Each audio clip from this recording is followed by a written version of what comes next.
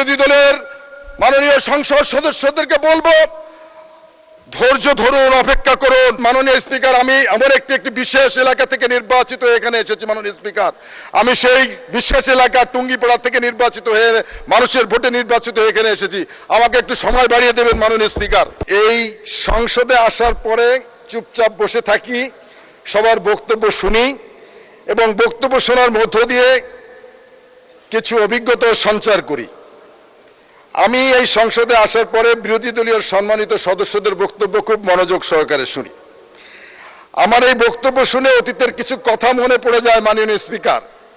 সেটা হচ্ছে, এই নির্বাচনের আগে আমরা শুনেছিলাম যে বিএনপি শুধু নির্বাচন করে, শুধু সংস্কারের কথা বলে না, শুধু নির্বাচন করে। যখন এই কথাগুলো তারা বলছিল মাননীয় স্পিকার, তখন তারা বাংলাদেশের 300 আসনে তাদের প্রার্থিতা ঘোষণা করেছিল। অর্থাৎ তাদের মনে ছিল নির্বাচন, কিন্তু তাদের মুখে ছিল সংস্কার। মাননীয় স্পিকার, যাদের মুখে একটা অন্তরের একটা, তাদেরকে কি বলে আমি জানি না মাননীয় স্পিকার। মাননীয় স্পিকার, এরপরে এই কথা যখন মানুষ প্রত্যাখ্যান করলো, আবার নতুন কথা শুনলাম, পিআর ছাড়া নির্বাচন করতে দেব না, পিআর ছাড়া নির্বাচন হবে না।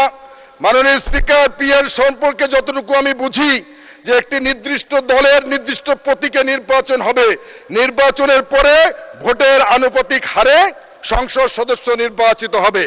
কিন্তু এই কথা যখন তারা বলছিল মাননীয় স্পিকার, তখন তারা প্রত্যেকটি আসনে তাদের প্রার্থী নির্দিষ্ট করে দিয়েছিল। অর্থাৎ তাদের মুখে ছিল প্রচলিত নির্বাচন, আর তাদের কথায় ছিল সংস্কার, পিআর। মাননীয় স্পিকার, আমি যাদের মুখে একটা অন্তরে একটা, তাদেরকে কি বলে আমি জানি না মাননীয় স্পিকার। সংসদে আসলাম নির্বাচিত হয়ে, মানুষের ভোটে নির্বাচিত হয়ে এখানে এসেছি মাননীয় স্পিকার। অনেক সদস্য, আমি মাননীয় বিরোধী দলের একজন সদস্যকে এই RICL TMX, যুগের পর যুগ স্থাপনা থাকে মজবুত। ঈদের ছুটিতে দেখলাম তার এলাকায় গিয়ে বলল যে নির্বাচিত হয় না, পাওয়ারে ক্ষমতা এসেছি, পাওয়ারে এমপি হয়েছি। 1 ঘন্টায় দারোগাকে ওসিকে চেঞ্জ করেছি, 1 ঘন্টায় মেজরকে চেঞ্জ করেছি। আর তখন এটাও বলেছে আমার ক্ষমতার উৎস, পাওয়ারের উৎস ফেসিবাদ সরকারের প্রধান নাকি জানে। মাননীয় স্পিকার, আমি আজকের এই সংসদ, মাননীয় স্পিকার, আমি আমার একটি বিশেষ এলাকা থেকে নির্বাচিত হয়ে এখানে এসেছি। মাননীয় স্পিকার, আমি সেই বিশেষ এলাকা টুঙ্গিপাড়া থেকে নির্বাচিত হয়ে মানুষের ভোটে নির্বাচিত হয়ে এখানে এসেছি। আমাকে একটু সময় বাড়িয়ে দেবেন মাননীয় স্পিকার। মাননীয় স্পিকার, এই সংসদে যখন আসলাম, সেই নতুন কথা আবার শুনলাম, জুলাই সনদ।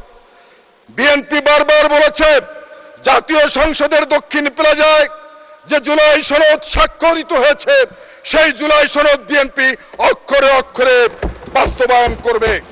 মাননীয় স্পিকার, আমার তখন মনে পড়ে যায় যে ওনাদের মুখে হয়। মাননীয় সদস্য, আপনি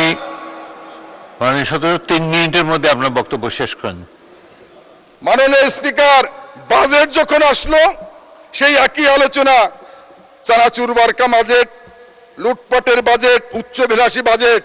মাননীয় স্পিকার, শুধু বলতে চাই, ওনাদের মুখে হয়তো এটা আছে, অন্তরে কি আছে জানি না, তবে শুধু বলতে চাই, 17 বছর ফেসিবাদের বিরুদ্ধে লড়াই সংগ্রাম করতে গিয়ে সব থেকে বেশি নির্যাতিত হয়েছে জিয়া পরিবার।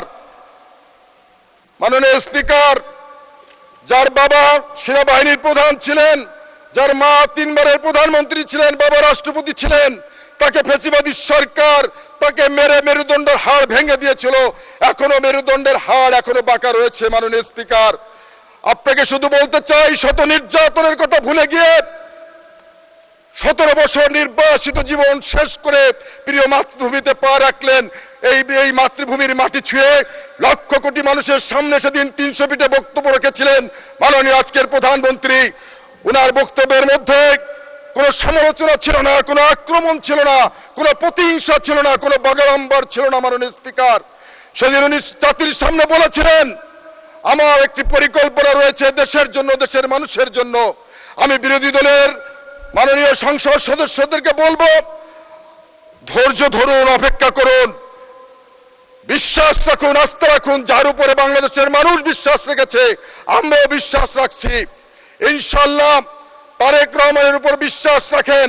তারেক রহমানের নেতৃত্বেই আগামীর বাংলাদেশ হবে একটি সাম্যের বাংলাদেশ।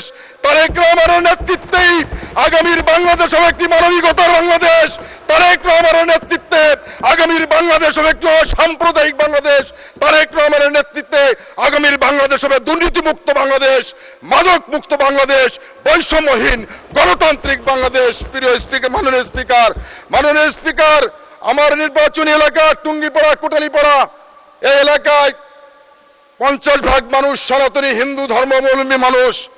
তারা আমাকে ভোট দিয়ে এই সংসদে পাঠিয়েছে। মাননীয় স্পিকার, তারা আমার কাছে ভাত খেতে চায় না, তারা আমার কাছে অর্থ চায় না, শুধু তাদের নিরাপত্তাটুকু চায়।